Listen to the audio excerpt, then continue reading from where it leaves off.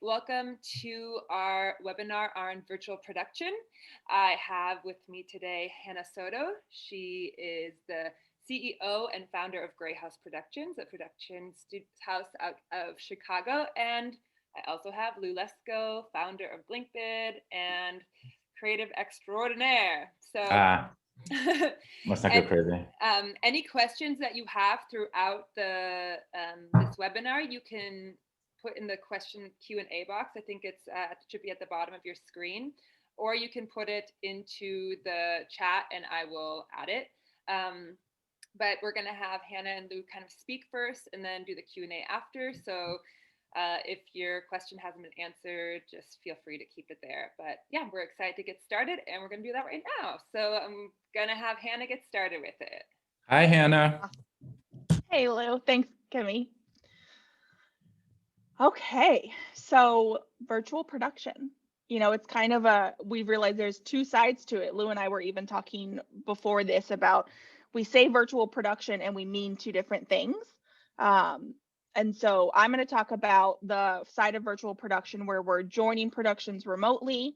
We are having clients join from their living rooms, from remote sections, and doing remote video villages. Really the things to think about is, at this point, I'm sure many, if not all of us, have done some form of remote production, right? We have been on location where either the art director, the client, the creative director are off-site at a remote location. Most of the time it's the living room of the client or of the agency. And so there's the technology side of that, which I would say a lot of us have well figured out. How do we do streaming? How do we make sure that we have bandwidth? How do we make sure that we're not having, Wi-Fi hotspots that are not able to handle the amount of speed that we need when doing streaming in remote sites? Like our digital techs have really done a phenomenal job at doing that research early on. One of the things that I found was really lacking was the client experience side, because the truth is clients love to come to set. For us, we're on set every week, most of the year. And I mean, all of us, we love our job, right? Like that's why we've chosen this industry. But some of that magic of getting to come to set that clients maybe only get to experience once or twice a year, they really miss that and they really want to have that experience. So there's a couple of things that we have figured out for that. Oh, I see a question here about what does the term remote video village mean? I will talk about that, Mark, here shortly. So first, it's, there's the virtual shooting, remote shooting. There's a lot of terminology that kind of all means the same thing, where the photographer and their crew is on site for the production, be that in the studio or on location, and then the clients, agency, sometimes even the digital tech themselves are all on a different location. They're joining virtually, usually over Zoom. There's plenty of other software and tools that can accomplish the same thing, but it's missing that experiential side. And so we had a client actually earlier this summer that they had never done a remote shoot, and it was their big holiday campaign. Normally it's a 2-week on location shoot that we do every May. And suddenly they had to not only adjust their creative, but their own expectations of how are we going to do this virtually? If I, as the art director, can't even be there, how am I going to communicate that? So we were able to walk through that with her, make sure she knew what to experience, that yes, you really can do this from your living room. And so we put together a case study that really talks about, from the client side, what to expect. How do you know what, when you're talking to a client and they've never done this before? So I'll drop a link to that in the chat. That really gives the clients a good understanding of what virtual production means from the client side. But then we realized that, okay, so we did some virtual shooting with clients. There was still that experiential side that was missing. And what I think no one is talking about is the gifting side, right? So clients are used to getting swag bags. They get hotel bags, or there's maybe a bag to pick up at a pre-pro meeting. They have craft services. It's kind of funny. I had an agency producer I was texting with earlier this summer, and she's like, I just miss somebody making lunch for me and having crafty. Like, I just really miss that.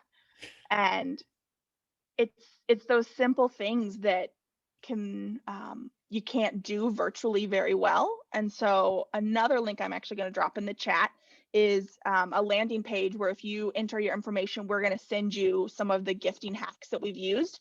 I'll talk about them now, but that email will give you all the actual links and such. So there's Snack Magic is one where you can actually curate and send craft services to clients ahead of time. The nice thing is that you don't need their address. They would actually enter that in. So especially if I'm talking about a brand client and I've never met them in person, it's potentially uncomfortable to say, can you please help, like, give me your address? That's just uncomfortable. So that's an option. I see that we're more interested in how we do this and how we take care of clients. We will certainly talk about the technical side too.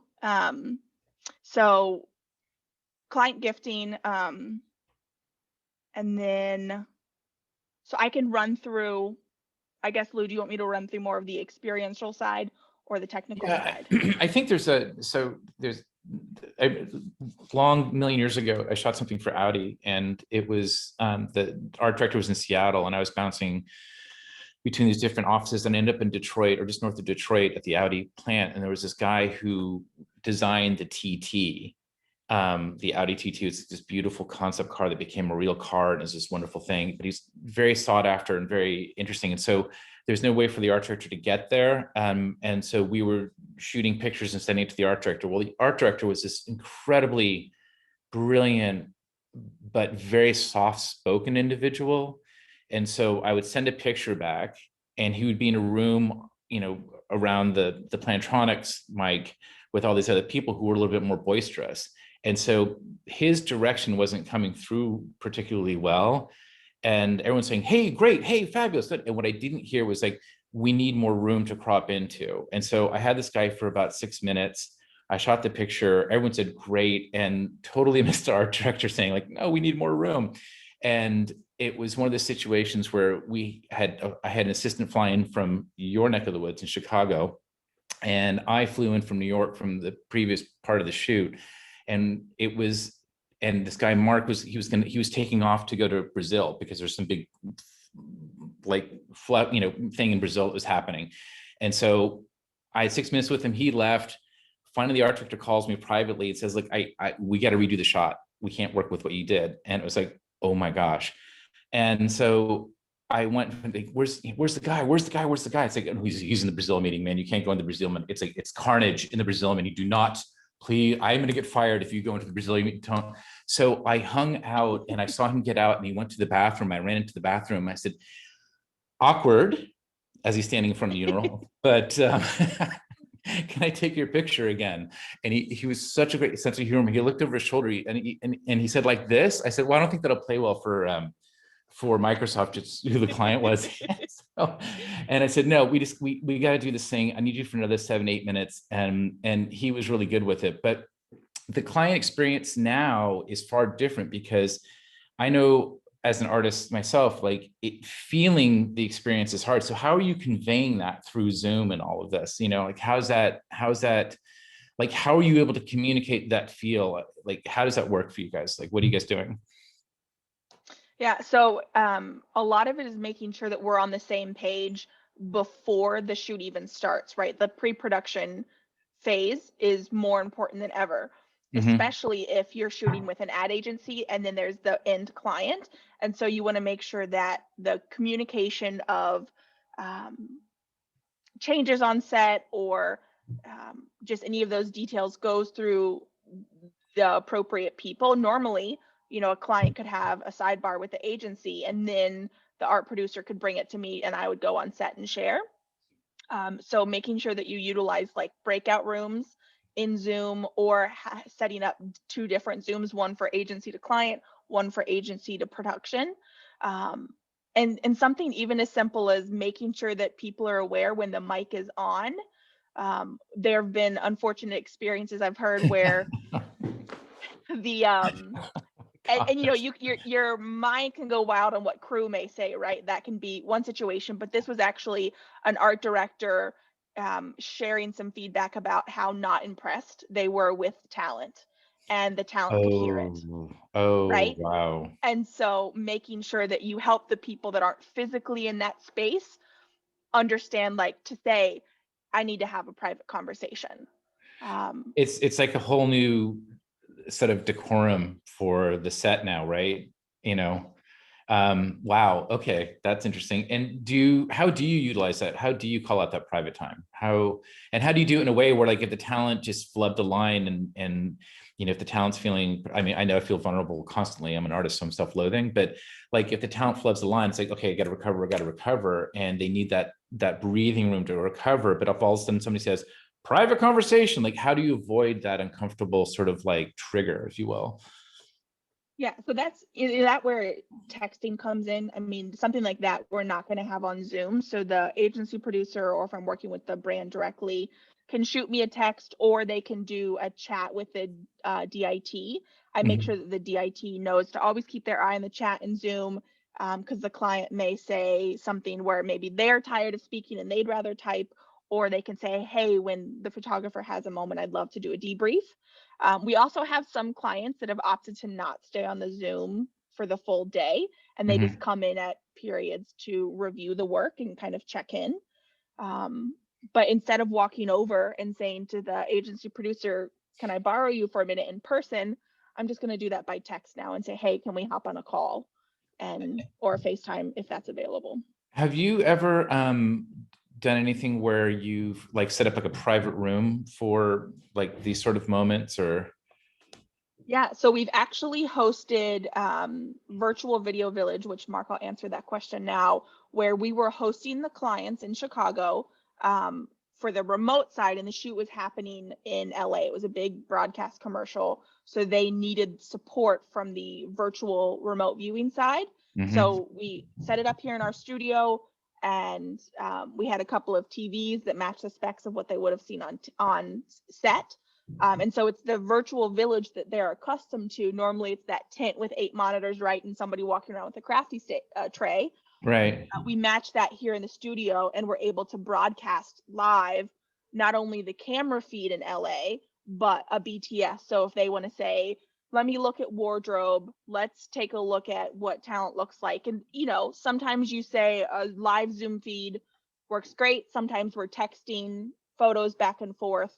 So it's really making sure that your team is willing to stay flexible and say, well, for this moment, this is a better solution. Let me just text it versus showing it on Zoom, because we can't have those side conversations. So we need to give space to have those side conversations digitally. Have you ever hired like a PA to run around with the camera for BTS stuff like that? Like the PA's only job is to like just be available to point at different departments, like art department, wardrobe, or anything else like that? We've not. We've actually had monitors in every department. So Okay. we'll have, and when I say monitors, they're usually iPads, right? And Right. so it just allows a two-way conversation, and the digital tech or the artist in that department can mute and unmute, especially if they need to have a conversation with the art director. Maybe they don't want to have to go find the photographer or the DIT to say, hey, I have a question. Can you put me up on the web cam? Right. They can just have that. And then they can say, here are the 2 blue shirts. And the art director can say live, oh, I don't like the stripes. Do you have something without stripes? And they can right there say, how about this? Right. And are these different departments? I mean, do they have cameras sort of set up there already, like wide cameras that are always running? Is it sort of like a mildly Orwellian like type of set, or do you know what I mean? Yeah, I do know that some people use that setup. We have just done iPads. So there is a webcam, but you can turn it on and off as needed. And then how are you handling the technical issues for Wi-Fi hotspots? Because I know they can get really challenging in some areas. Yeah, so the biggest thing, a big thing you want to ask your digital tech is that any hotspots, they have to be non-throttling, because to break that term down, it just means that when you have a certain amount of usage, it slows down significantly. Right. It may say, quote, it's unlimited. Sure, it's unlimited, but it's going to move at a glacier pace. Right. And so the answer to that, honestly, is hiring a great digital tech. I'm happy to give recommendations if anybody ever needed that, because that's a situation where you don't want to try to understand it. You need to hire an expert. There's too much to manage. Do you see the role of digital tech becoming a little bit more expanded in these COVID times, where it's like not only, you know, managing files and assets, et cetera, but also managing sort of the technical aspects of that? And do you think, and I'm going to get in so much trouble right now, so I'm just going to turn my email off right now. Do you think that digital techs, we should start pushing their day rate up a little bit because of the extra knowledge? I mean, because I could see a digital tech knows how to set up a Wi-Fi hotspot and like has like the speed dial to AT&T to make sure they don't get throttled or something like that, could be much more valuable on a set that's certainly remote, right? Yes. So digital techs, one, are becoming a lot more client facing. Okay. They're on Zoom with clients. And, you know, I am as well, or the photographer, anybody else can be on Zoom, but the digital tech is the only person that is standing at Zoom start to end of the shoot.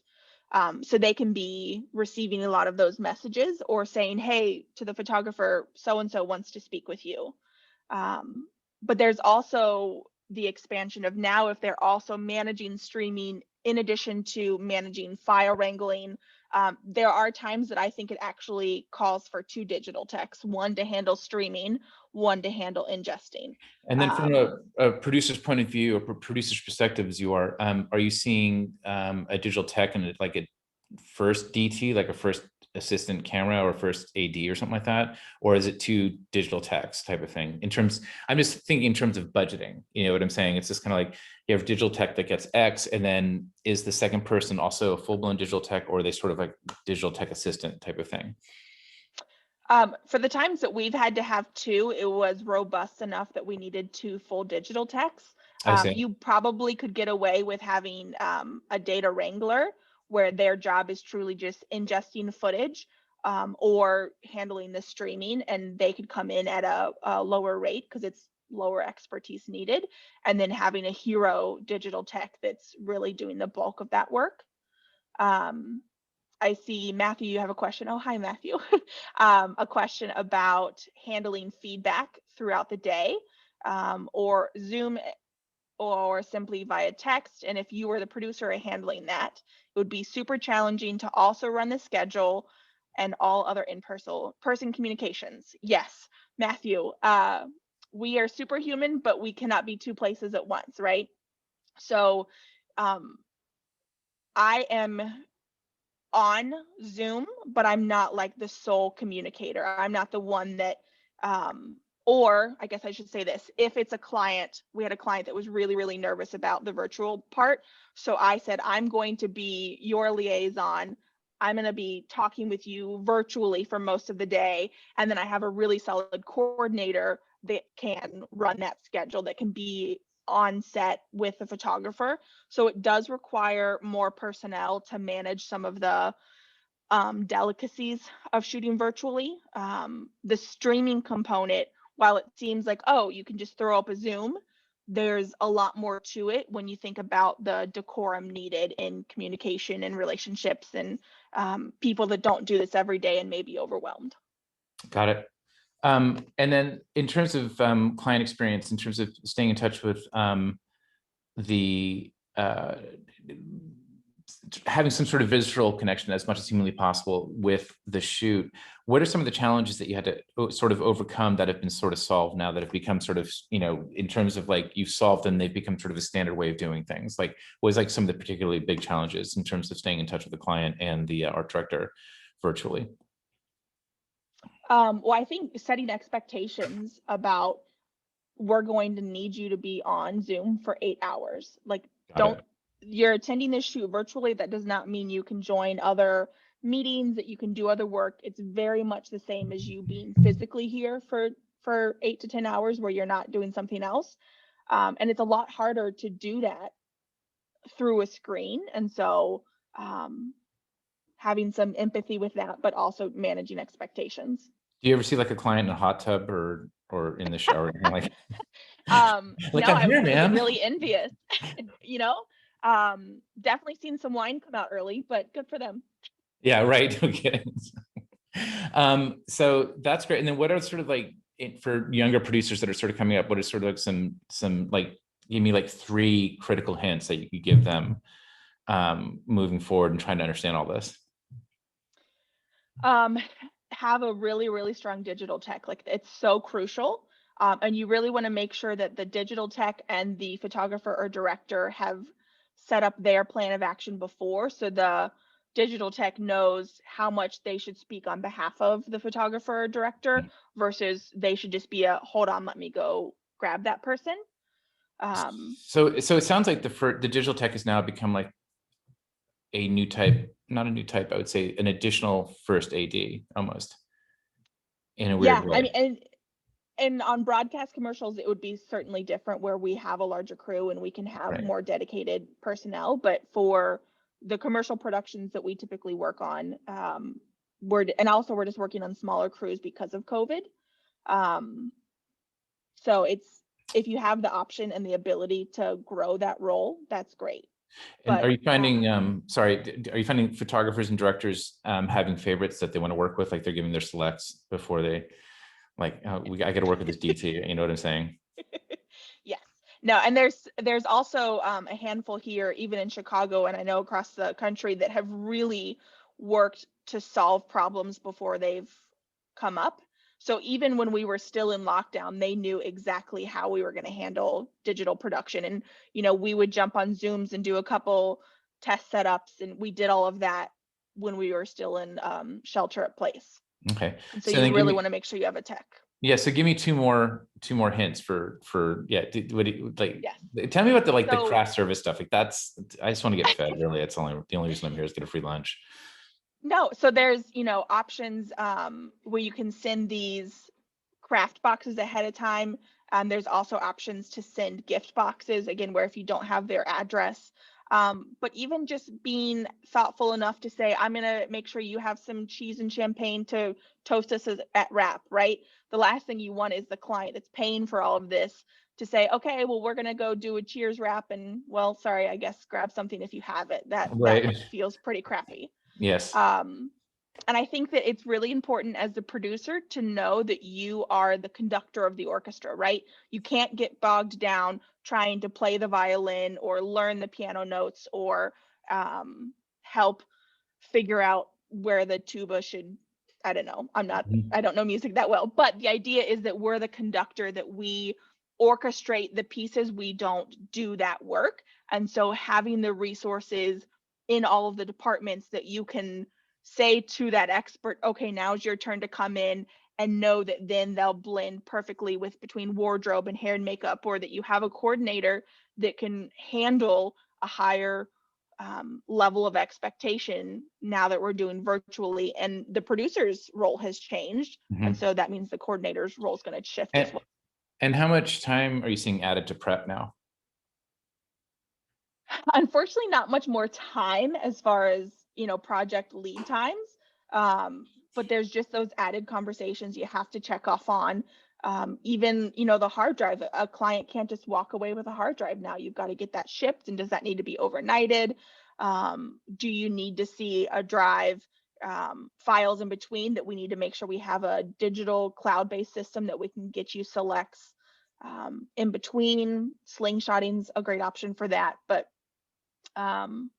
yeah, it's just making sure that you have covered all on those questions. So maybe we can put together sort of like a nice cheat sheet for the viewers of the webinar that we can put up online, so people can be like, oh, use this company, and things like that. It might be kind of fun. Yeah, we'll collaborate over gift boxes later on that. So, hey, isn't Resolution Studios in Chicago? They are. Oh my gosh. Okay, which brings us to our next topic. They're so great. what you just described is virtual production, but it also refers to the virtual production that I'm going to talk about, which is what Resolution Studios is doing. So I think we need to come up with a different name for the business side of the virtual production. Like, do we call it remote production? I think what we can do is engage our listeners. So I'm talking about the creative virtual production. Hannah talked about the production of virtual production, or virtual production, right? Something like that. So if anybody has an idea of what to call the business side of what Hannah just described without calling it virtual production, send it to Kimmy, and the winning answer will get something fun from me. I don't know, I'll send you something fabulous, but we're gonna have to ask for your address.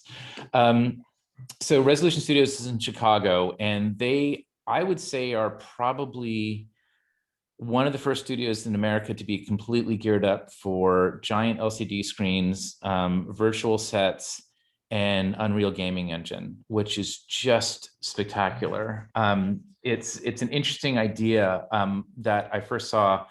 There's a video that we'll put a link to in the show notes, but the Mandalorian has a studio where they have 20-foot high LCD screens, and they are shooting all the Mandalorian stuff and then putting practical effects in the foreground to sort of marry them to. And so we've come complete circle.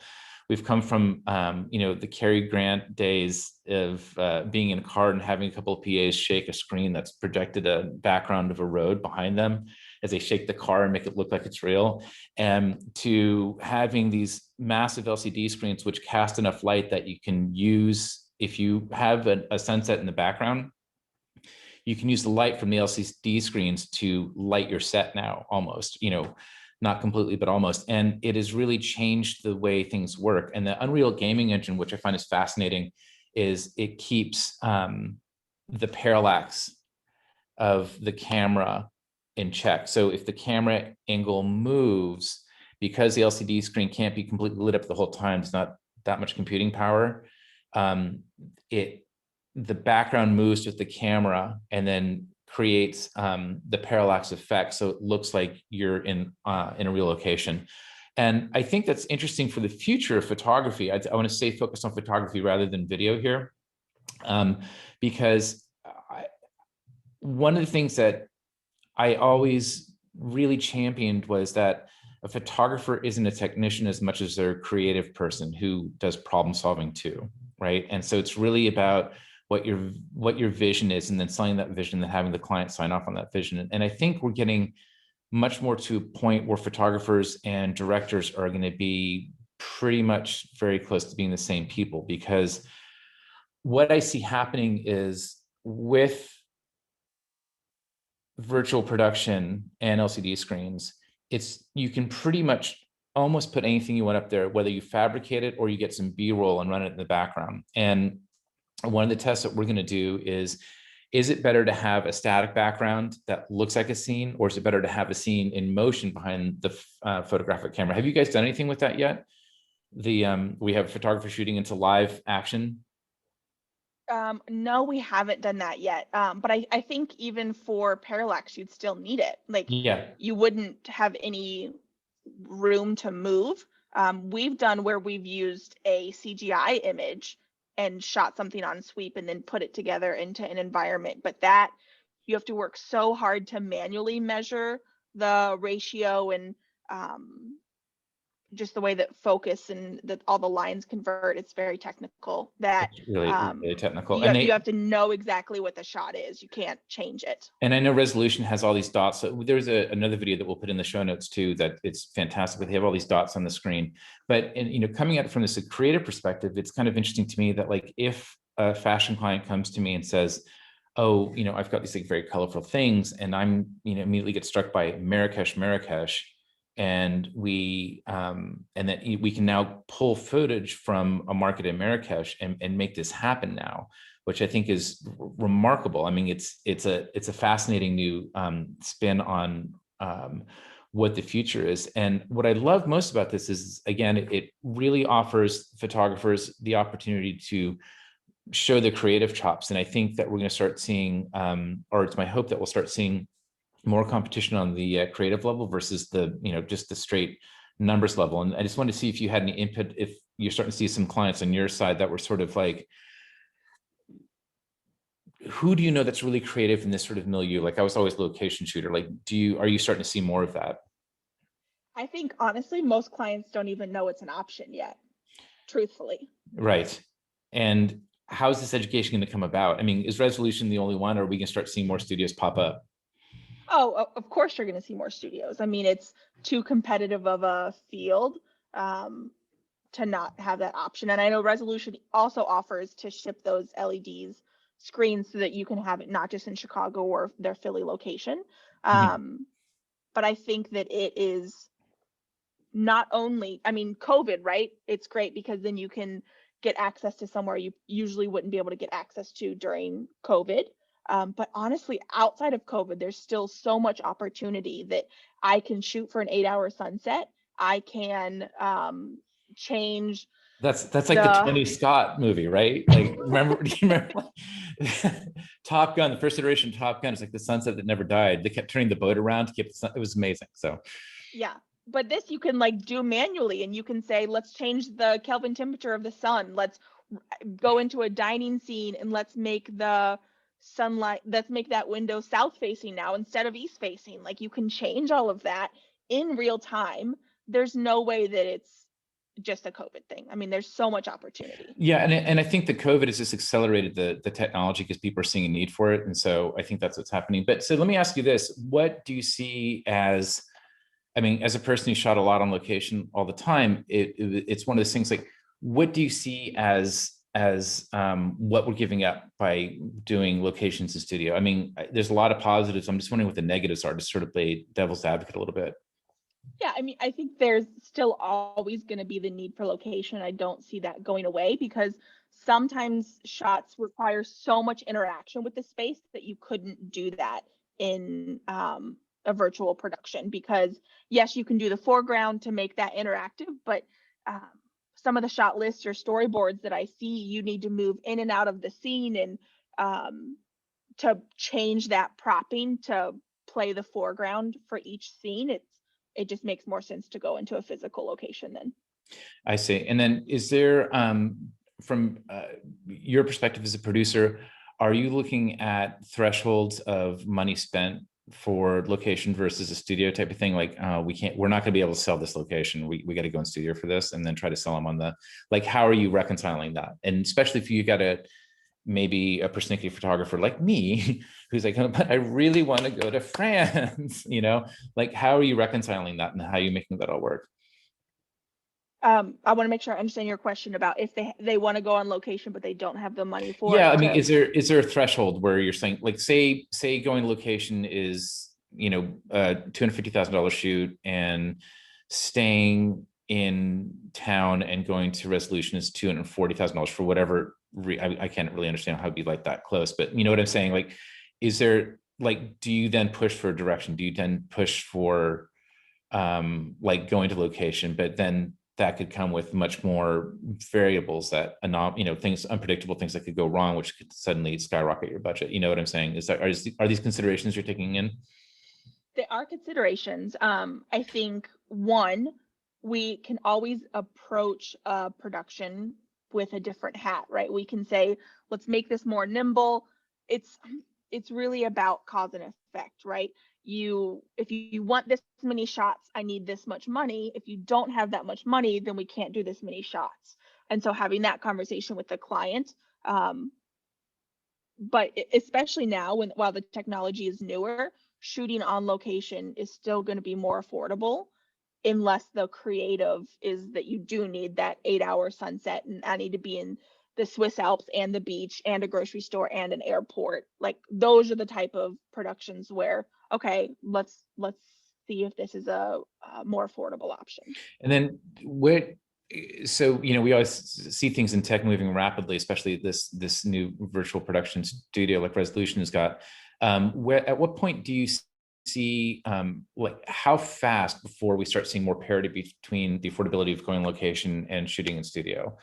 You know, I'm thinking about a library shoot for, like, say, Visa, who's, you know, we've got the couple buying the flowers, we've got the couple in the gondola, we've got the couple this, we've got the couple that.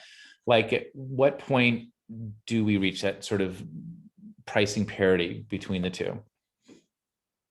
I don't know if I know enough about the Unreal Engine to answer that truthfully, but I think that it's the creative that you have to think about, because with the virtual productions, you have to have a single shot setup that you, or at least a single scene where you can't change where you're going in and out of that scene, because then you suddenly have to redress the foreground. You can Right. change the background very quickly, but you have to redress that foreground. And so in some ways it would push us back to where we were years ago, that you got your sketch from the art director of this is the shot, not here's your 47 pages of an Excel sheet that we need to capture. Right. Something like that would have to be done on a physical location. Gotcha. That makes a lot of sense, because I remember shooting catalog. It was kind of like, okay, go stand over there. Okay, go stand over there. Okay, and you can't really do that. So it really is much more about the planning. So it seems to me, just in talking to you out loud, it seems like a virtual production studio like Resolution is going to be really for something that's more thought out, like more of a David Fincher type of like production, where you know exactly what you want, exactly what you're going for, and you want to execute it. The other side of that is you can be as creative as you want. If you want to do a Mars fashion shoot, you can, you know, models floating would be kind of fun. And then or you can, you know, there's all kinds of interesting things that you can do artistically, which I think is going to be really fun. You know, I could even see something like underwater where you don't really have to be underwater, you know, and it's like, well, we like this model, but this one's going to hold her breath for 2 minutes. Those days are going to be kind of over, because you could hang something in front of camera to make it look like you're shooting through water and then have the background. So it's kind of, it's an interesting time, but, and I know I keep hammering on this, but if you're a photographer and you're listening to this, it's going to be, yes, know your technical stuff, but really start getting creative and come up with some really crazy ideas and put them out there. And I think that understanding that you have a limitless imagination is going to be really, really helpful. And this technology is just going to get cheaper and cheaper. And I predict probably within 18 months, we're going to see more studios pop up that are specifically for photographers with this LCD technology. What are your thoughts on that? Do you think that's going to be happening soon? I think that there will certainly be more across the country. It's a tremendous investment up front to want to make sure that you have the business to support it. So markets like LA, New York, Atlanta, absolutely lots of options. I would be curious to see if Chicago gets more than 1 or 2 competitors. Do you think your friends at Resolution would tell us how much it took to get their thing going? I asked the question in the webinar, and they're like, I think they'll play it close to the vest, and good for them. If you're going to pioneer that, yeah, no, you did all enjoy the that work. exclusivity while you can, right? Yeah. I mean, Yeah. hats off to them, man. Their studio is amazing. So, So, should we do some Q&A? Yeah, I was about to say, if we can, anyone who has any questions right now is your time. If there's anything that wasn't covered that you want to know the answer to, put it in the Q&A, and Hannah and or Lou will answer it. It'll be Hannah. She's smarter than me. Yes. So this is all girl power video. Woo! All about girl power. So Matthew, your question is this Unreal Engine and LCD screen concept completely based in, I think you mean huge studios? I can't imagine how expensive that would be. So there is the option to ship the LCD panels. They break down to, I think it's 60 by 60. 60 by 60, yeah. 60 by 60 inches. And so they can be shipped anywhere in the country. So say that you wanted to shoot in a stadium somewhere, because you could do part of that on location, but then you needed the virtual background for the second part of your creative scope, you could take that to the location. There's the technical side of that. You need the reflectors on the ceiling that help with parallax. And the video that was shared, I think Scott dropped it in the chat already, about what they shot in Resolution last week, gives a really good review of the technical side of that. I suggest all of you watch it after this. Hey, you know what I think I'm going to do? Speaking of parallax, is because like I understand the concept of parallax and the idea that the background moves slower than the foreground because it's further away. And but I think Kimmy and I had Jaron Prezant, who's a cinematographer, on the Chaos and Creativity podcast. I think I'm going to reach out to him and put together a little article for our people reviewing the webinar about parallax and still photography, because I know it's much more critical in motion than it is in still, but I think it's worth exploring a little bit just to see how still is affected by parallax in terms of this environment, and it will probably shed some light on how quickly we're going to see this technology come up for us. Yeah. So back here in the questions, Mark, you asked, what is the base price range for this type of virtual production? How much more is being spent and saved as a result of doing this? You're going to love my answer of it depends, right? In the same way, I can't tell you how much a shoot costs unless I have a deck or an RFQ to actually build an estimate. Every single one of our estimates are customly built or built custom. So unfortunately, that is the answer, is it depends. And Tova, you said, can we discuss digital tech and client interactions? What are the challenges they offer when they offer creative opinions?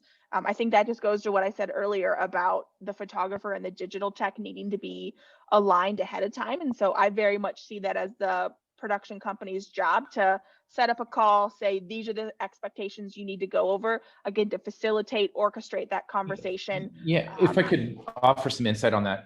One of the things when I was directing commercials that I found to be critical is when we were in post-production and we were in the post-production suite and we had the flame artist there and I had the cinematographer next to me, it was absolutely critical that the person running the flame suite only heard one voice.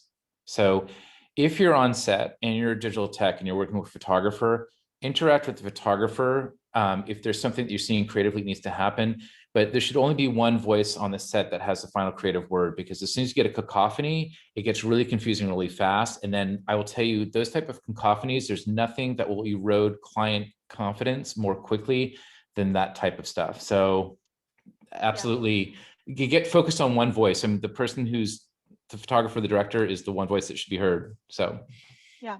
And I think one thing that is often left out that's a really important piece of understanding the behind the scenes when you're joining virtually, like the clients are, is having a webcam or an iPad that's actually pointing to set, so that the clients can see, oh, they are going in to swap out that pillow, or oh, they are going in. Oh, good idea. I see the photographer down on the ground now, so they are changing angles. It's important to make sure that you can show the clients what's happening on set, and making sure your team's aware that there is a live BTS video and audio as well. Oh yes, look, the photographer is hungover. He was, okay, never mind. No, and there's also, actually, I've had some photographers that honestly prefer to just have an AirPod in their ear the whole time, and they're just on a call with whoever the decision maker is.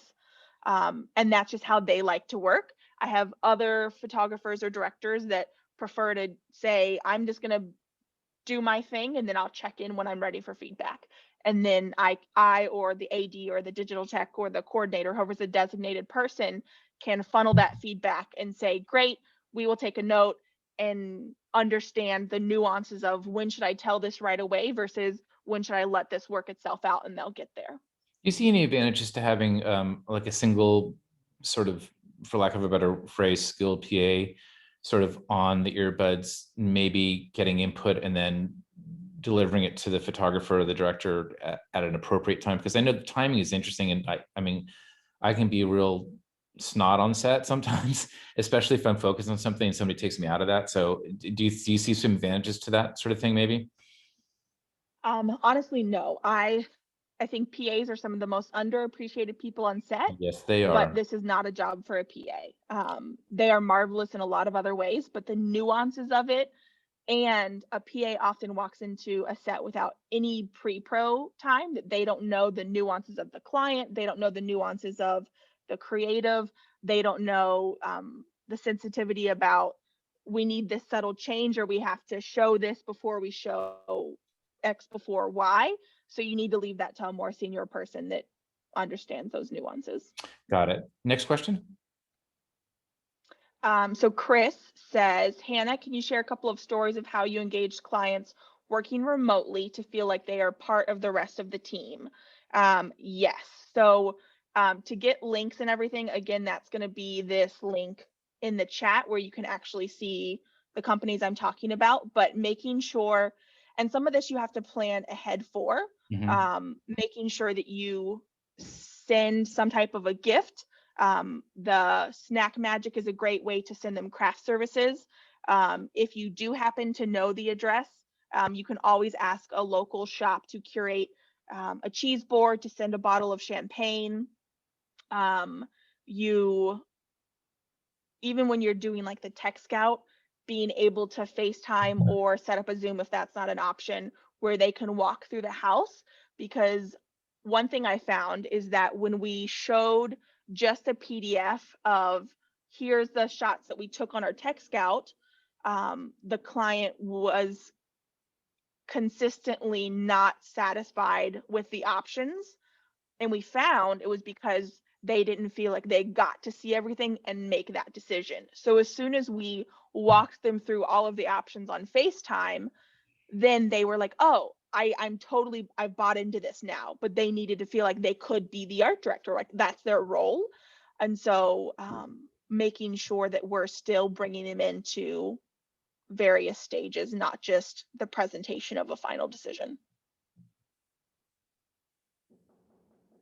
So hold on one second. Answer another question.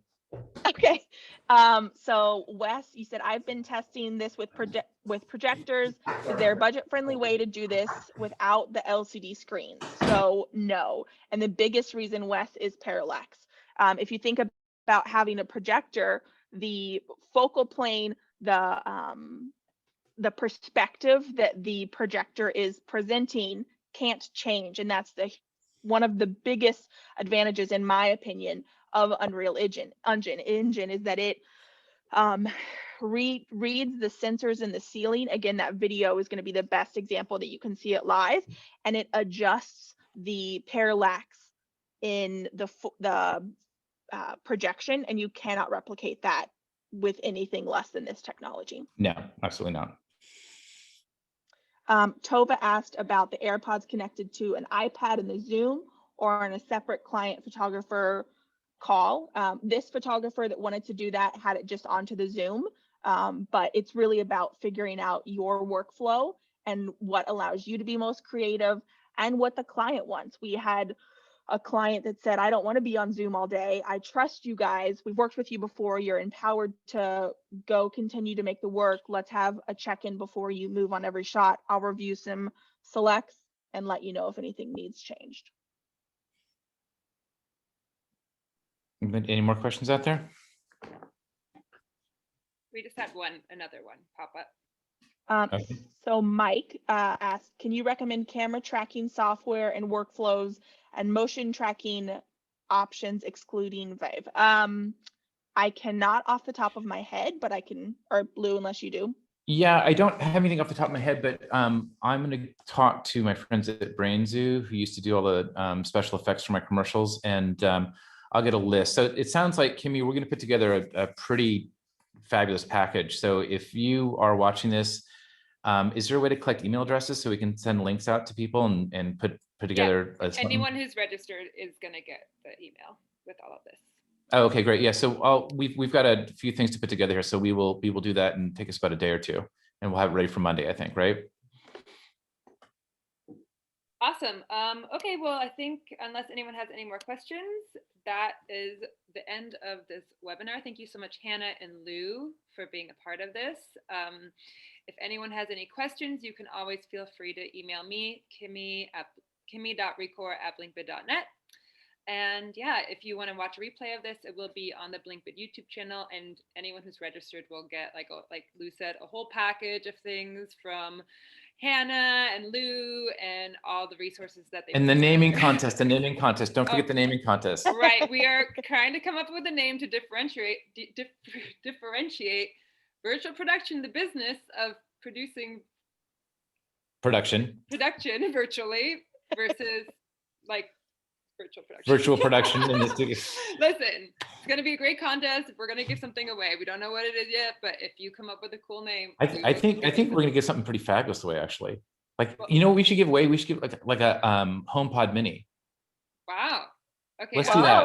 I'm going to come up with. I need to come up. Yeah. With No. Okay. So the winner, we'll put it up, and we'll maybe maybe we can do like a voting thing or something like that, and then whoever wins gets a HomePod Mini.